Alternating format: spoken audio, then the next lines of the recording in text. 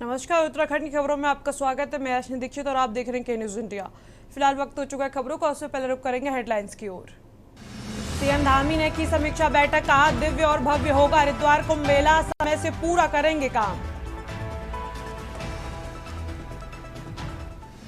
Monsoon निपटते ही सड़कों पर गड्ढा मुक्त करने के लिए चलेगा विशेष अभियान, सीएम धामी ने दिए निर्देश। महिला सुरक्षा को लेकर सवाल उठाने वाले सर्वे कंपनी को पुलिस ने भेजा नोटिस, सर्वे में देहरादून असुरक्षित शहरों में बताया। देहरादून नगर निगम में डिजिटल होगी हाउस और सर्विस टैक्स वसूली, करदाताओं के व्हाट्सएप नंबर पर भेजे जाएंगे बिल। उत्तराखंड महिलाओं के प्रति बढ़ते अपराध को लेकर कांग्रेस ने किया प्रदर्शन, पुलिस ने कई नेताओं को हिरासत में लिया। उत्तराखंड में आपदा में भाई यूपीसीएल के 35 करोड़, हाई वोल्ट लाइन विद्युत पोल में बड़ा नुकसान।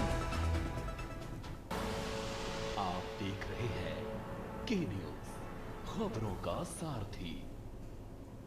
अब खबरों की ओर रुख करते हैं। धर्म नगरी हरिद्वार में 2027 कुंभ का आयोजन होना है। प्रस्तावित कुंभ आयोजन को लेकर मुख्यमंत्री पुष्कर सिंह धामी ने जनप्रतिनिधियों व सभी 13 जिलों के आला अधिकारियों के साथ एक विस्तृत बैठक की और कुंभ से पहले व्यवस्थाओं की लेकर मुख्यमंत्री पुष्कर सिंह धामी ने दिशा निर्देश दिए। श्रद्धालुओं को कोई परेशानी ना हो, इससे लिए राज्य सरकार पहले से ही सुनिश्चित कर लेना चाहती है कि कुंभ के दौरान पार्किंग व्यवस्था और नए घाट को लेकर मुख्यमंत्री ने अधिकारियों से जानकारी ली है।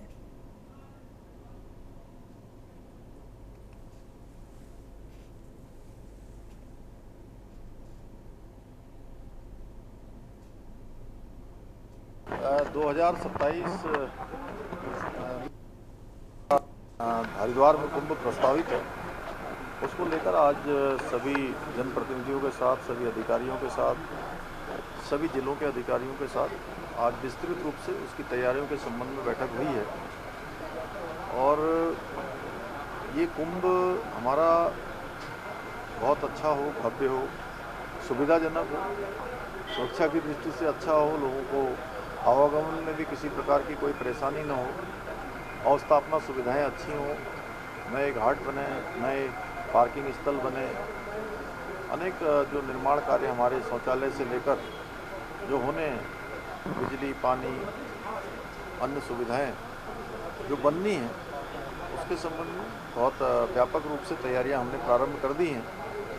और साधु संतों का भी इसमें हम आशीर्वाद लेकर, उनका मार्गदर्शन लेकर इस कुंभ को बहुत ऐतिहासिक बनाने के लिए हमने काम प्रारंभ कर दिया है। खबर देहरादून से है। कुछ दिनों से भाजपा के कुछ विधायकों की नाराजगी सोशल मीडिया पर और बयान के माध्यम से सामने आ रही है, जिस पर पार्टी प्रदेश अध्यक्ष महेंद्र भट्ट ने कहा कि किसी को भी पार्टी प्लेटफॉर्म से बाहर बयानबाजी की अनुमति नहीं है। उन्होंने साफ किया कि संगठन से जुड़े विषयों पर विधायक और दायित्वधारी सीधे प्रदेश अध्यक्ष से और सरकार से जुड़े मुद्दों पर मुख्यमंत्री से बात करें। सोशल मीडिया या समाचार पत्रों में इस तरह के बयान अनुशासनहीनता की श्रेणी में आते हैं और इस पार्टी पर बहुत सख्त रुख अपनाएगी। भट्ट ने बताया कि इस मामले को लेकर विधायक अरविंद पांडे और विशन सिंह चुफाल से बात की गई है। उन्होंने निर्देश दिए गए हैं कि सभी मुद्दे पार्टी मंच पर ही उठाए जाएं, ना ही बाहर बयानबाजी के जरिए।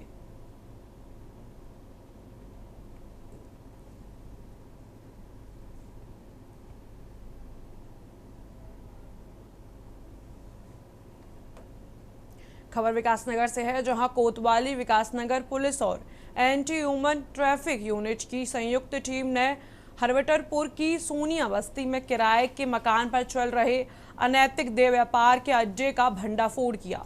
गुप्त सूचना के आधार पर देर रात की गई छापेमारी में पुलिस ने मौके से 2 महिलाओं और 3 पुरुषों को गिरफ्तार किया। साथ ही आपत्तिजनक सामग्री और नकदी भी बरामद की गई।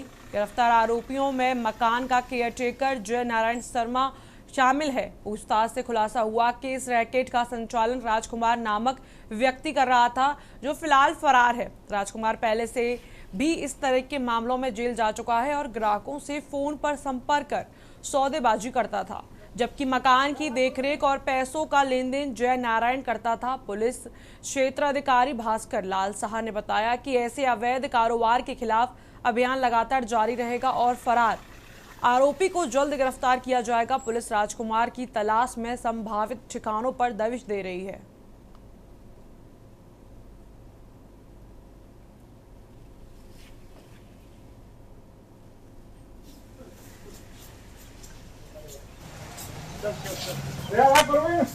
कल दिनांक 1 सितंबर को ASTO देहरादून तथा विकास नगर की पुलिस टीम द्वारा हरवटपुर सुनिया बस्ती में एक देह व्यापार संबंधी गिरोह को गिरफ्तार किया गया है, जिसमें एक व्यक्ति जो जय नारायण उत्तरकाशी का रहने वाला है तथा 2 अन्य महिलाएं, जिनमें से एक महिला उत्तर प्रदेश तथा एक हरियाणा की रहने वाली है, को गिरफ्तार किया गया है। इनके साथ उस समय 2 ग्राहक भी थे, उन्हें भी गिरफ्तार किया गया है।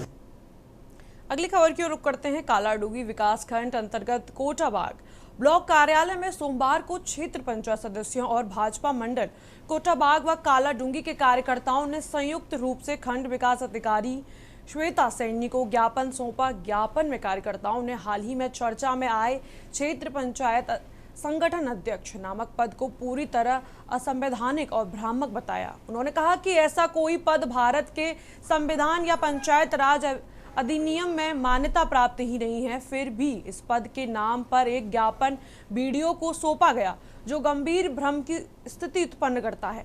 भाजपा कार्यकर्ताओं और जनप्रतिनिधियों ने बीडीओ से इस प्रकार के पद की वैधता पर स्पष्टीकरण देने की मांग की और इस संबंध में प्रकाशित खबर का खंडन करने की बात कही। उन्होंने आरोप लगाया कि इस तरह के पद और गतिविधियां पंचायत व्यवस्था को कमजोर करती हैं और जनप्रतिनिधियों को की गरिमा को ठेस पहुंचाती हैं। इस संबंध में खंड विकास अधिकारी श्वेता सैनी ने स्पष्ट किया कि क्षेत्र पंचायत संगठन अध्यक्ष जैसा कोई पद चुनाव आयोग की गाइडलाइन में शामिल ही नहीं है। उन्होंने कहा कि इस मामले को उन्होंने उच्च अधिकारी के संज्ञान में भेज दिया है और जो भी आवश्यक दिशा निर्देश होंगे उसके अनुसार आगे की कार्रवाई की जाएगी।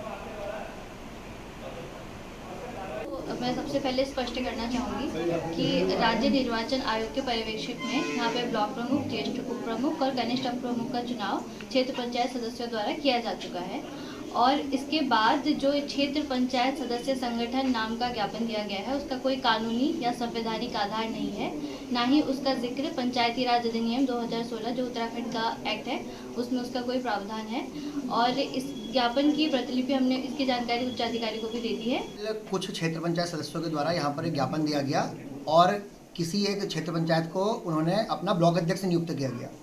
ऐसी कोई भी ना कोई संगठन ऐसा रजिस्टर्ड है, ना कोई पंचायती राज नियमावली में ऐसा कोई प्राविधान है, क्योंकि जो क्षेत्र पंचायतों का प्रमुख होता है वो अध्यक्ष ही होता है और ज्येष्ठ प्रमुख, कनिष्ठ प्रमुख 3 पद होते हैं जो निर्वाचित होते हैं और जिनको सरकार मान्यता देती है और नहीं कोई इस प्रकार का संगठन, क्योंकि मैं भी क्षेत्र पंचायत हूँ, हमें भी नहीं कोई इस प्रकार की मीटिंगों में बुलाया गया और अगर कोई इस प्रकार की मीटिंग होती भी है तो इस प्रकार का कोई संगठन कहीं भी रजिस्टर्ड नहीं है। और कुछ लोगों के द्वारा बीडीओ कोटाबाग को एक आवेदन पत्र दिया गया जिसमें ये बताया गया है कि प्रमुखों का ब्लॉक अध्यक्ष संगठन चुना गया है, लेकिन इस विषय में जब पूरी जानकारी निकाली गई और इस विषय में जानकारी ली गई तब जाके ये बात स्पष्ट हो गई है कि पंचायती राज अधिनियम में इस प्रकार की कोई व्यवस्था नहीं है।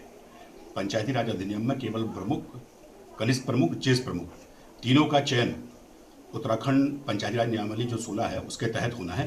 पर कुछ लोगों द्वारा यहाँ पर अध्यक्ष या अन्य इसमें ज्ञापन दिया गया है, तो इस स्थिति को देखते हुए कि ये जो ज्ञापन दिया गया इसमें हमारे जो इसमें ब्लॉक प्रमुख, उप प्रमुख, कनिष्ठ प्रमुख यही मुख्य जो हमारी इसमें पंचायत राज एक्ट में है वही होते हैं। और जहाँ तक अभी हमने बीडीओ साहब से भी बात करी तो उन्होंने भी इसका खंडन करा है और हमारे विधायक प्रतिनिधि भी अभी बात हुई जिनसे भी खंडन किया गया है और यह प्रक्रिया बिल्कुल गलत है।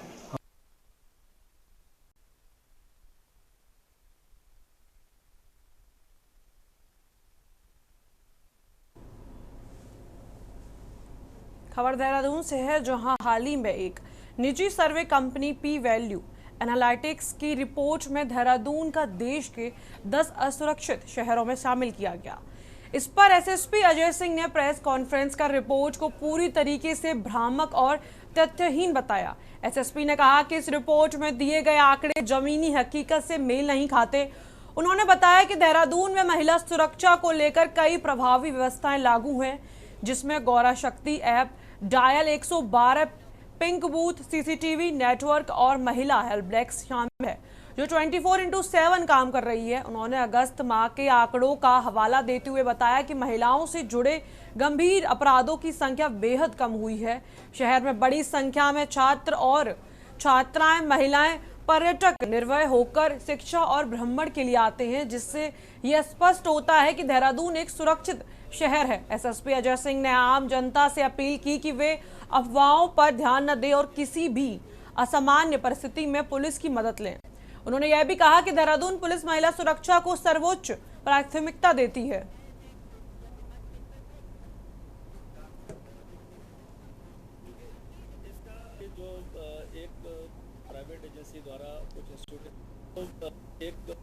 प्राइवेट एजेंसी द्वारा कुछ इंस्टीट्यूट के साथ मिलकर एक सर्वे किया गया था, जो विभिन्न सोशल मीडिया प्लेटफॉर्म और हर जगह प्रसारित हो रहा है, और उसमें 31 शहरों का जो कंपैरिजन किया गया था उसको लेते हुए हमारी टीम ने भी उस पर एनालिसिस किया।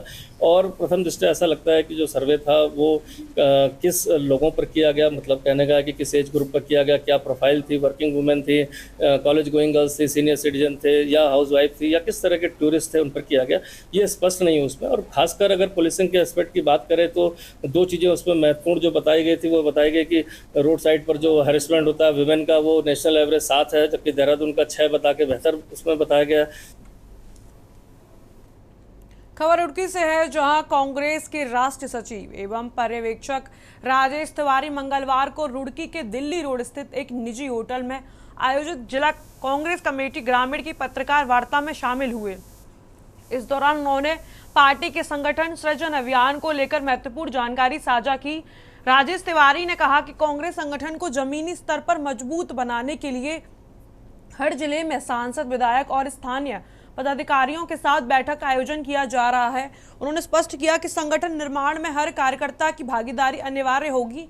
जिला अध्यक्ष के चयन के लिए रायशुमारी के माध्यम से नाम एकत्रित किए जाएंगे और उन नामों को 16 सितंबर तक हाई कमान के समक्ष रखा जाएगा, जिसके बाद अंतिम चयन होगा।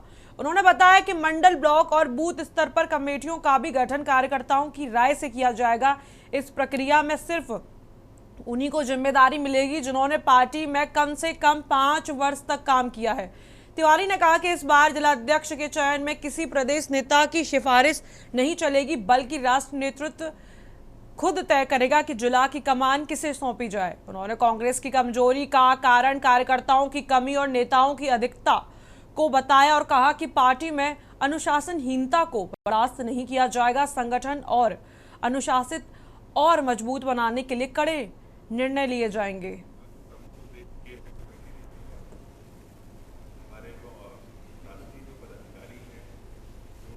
ऑल इंडिया कांग्रेस कमेटी ने जो है संगठन सृजन वर्ष 2025 को घोषित किया है पार्टी की ओर से, और इसकी शुरुआत गुजरात से हुई है और उत्तराखंड के साथ जो है 4 राज्यों में जो है ये संगठन सृजन अभियान प्रारंभ किया जा रहा है 1 तारीख से। उसी के तहत यहाँ पे आए हैं और जिसमें हम लोग को ये जिम्मेदारी है कि हम ऐसे लीडरशिप का डिस्ट्रिक्ट लेवल पे जिसमें सभी लोगों से, हर समुदाय, हर वर्ग, पार्टी के कार्यकर्ता, हमारे जो पत्रकार मित्र हैं, सामाजिक संगठन के लोग हैं, व्यापारी संगठन के लोग हैं, इन सबसे हम लोग राय करके वो लीडरशिप के नाम जो है वो हम हाईकमान को भेजेंगे। इसी वजह से हमारा आना हुआ है।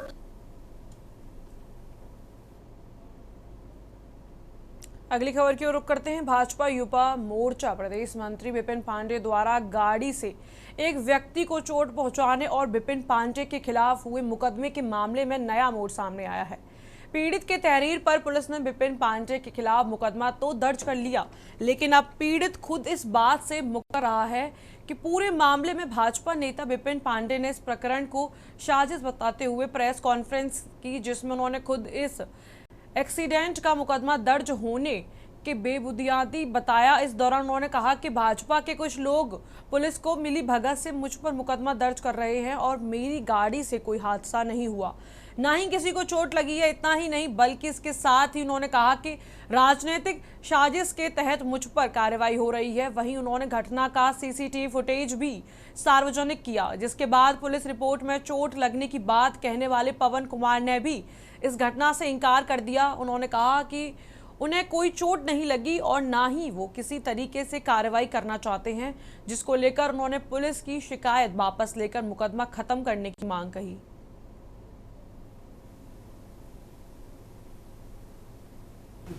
देखिए, जब लोग आपकी बराबरी नहीं कर पाते तो आपका बदनाम करना शुरू कर देते हैं। उसी तरह का ये मामला है। पूरे आरोप निराधार हैं जितने आरोप मेरे ऊपर लगाए गए हैं। जिस व्यक्ति का वो कहते हैं कि इनने पैर कुचल दिया और टक्कर मार दी, वो व्यक्ति खुद आज मेरे पास आए हुए थे रेस्टोरेंट पे। और इन सब घटनाक्रम में, चाहे मुखानी थाना है चाहे नैनीताल पुलिस है, इन सब घटनाक्रम में सभी लोग एकजुट होकर, क्योंकि मैं हमेशा समाज के लिए संघर्ष करते आया हूं, समाज की आवाज़ को उठाते आया हूं, तो ये सब लोग एकजुट होकर मेरे खिलाफ ऐसा माहौल क्रिएट कर रहे हैं। एक सामान्य से आदमी को अपराधी बनाने का काम अगर कोई कर रही है तो नैनीताल पुलिस और वो लोग हैं जो मेरे विरोधी हैं। मैं और टेकम सिंह नीचे बुलेट से चल रहे थे, गेट में आकर रुके।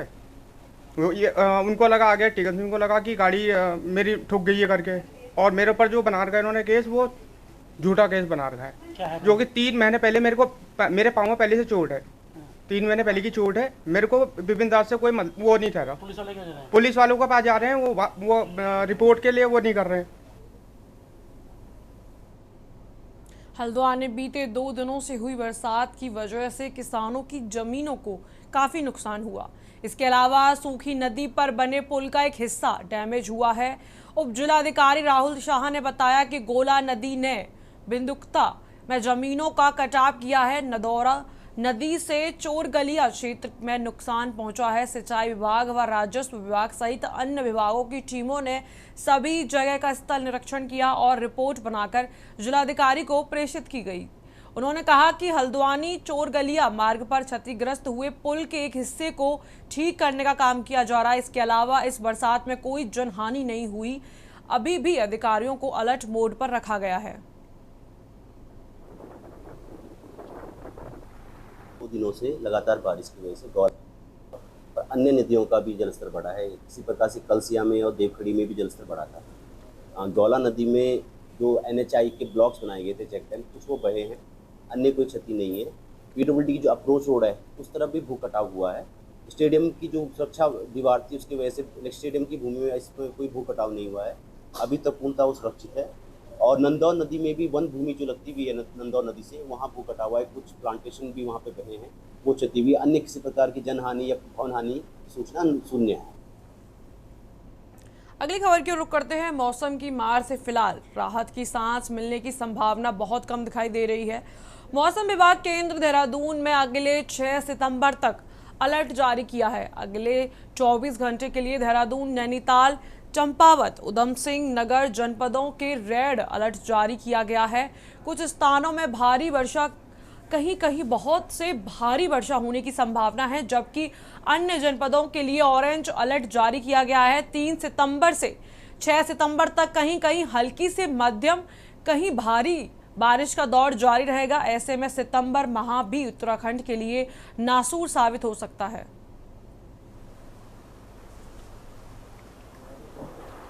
अभी जो है पिछले 24 घंटे में भी जो बारिश हुआ है वो मेनली जो है हैवी रेनफॉल जो मैक्सिमम हमको रिपोर्ट हुआ है, उसमें वेरी हैवी भी, अति भारी वर्षा भी रिपोर्ट हुई है नैनीताल जिले में। और भारी वर्षा नैनीताल, चंपावत, अल्मोड़ा, उधम सिंह नगर और कुछ एक स्थानों पर पिथौरागढ़ और हरिद्वार जिले में भी रिपोर्ट हुआ है। अब बाकी जगह पे हल्की से मध्यम दर्जे की बारिश रिपोर्ट हुई है। अभी जो हमारा अगले 24 घंटे के लिए अनुमान है वो भारी से अति भारी वर्षा का अनुमान है। इसमें कि हमारे मुख्यतः जो है देहरादून जिला हो गया। अगली खबर की ओर रुख करते हैं। चमोली में बीते दिनों की भारी बारिश के बाद हो रहे भूस्खलन के कारण नगर व ग्रामीण क्षेत्रों में जनजीवन प्रभावित हो रहा है। कर्णप्रयाग नैनीसैंण मोटर मार्ग भूस्खलन के कारण सड़क जगह जगह बाधित हो गया है। इसको खोलने के लिए PW कि पीडब्ल्यूडी द्वारा जेसीबी मशीनें लगाई गई हैं। लोक निर्माण विभाग गौचर के एक्शन सुनील कुमार स्वयं मौके पर मौजूद रहे। उनका कहना है कि उन्हें कर्मचारी जेसीबी मशीन ऑपरेटर इंजीनियर लगातार जहां जहां उनकी सड़क बाधित है वहां सड़क को सुचारू करने में जुटे हुए हैं। वहीं बीते दिनों गौचर स्थित राजकीय पॉलिटेक्निक कॉलेज के मुख्य प्रशासनिक भवन के सामने का पुख्ता टूट गया। पुख्ता टूटने से कॉलेज के ठीक नीचे बने आवासीय मकानों पर भी खतरा मंडराने लगा है।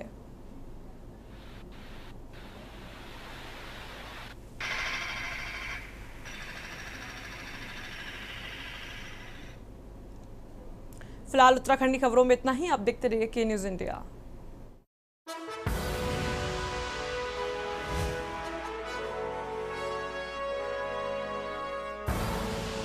आप देख रहे हैं के न्यूज़, खबरों का सारथी।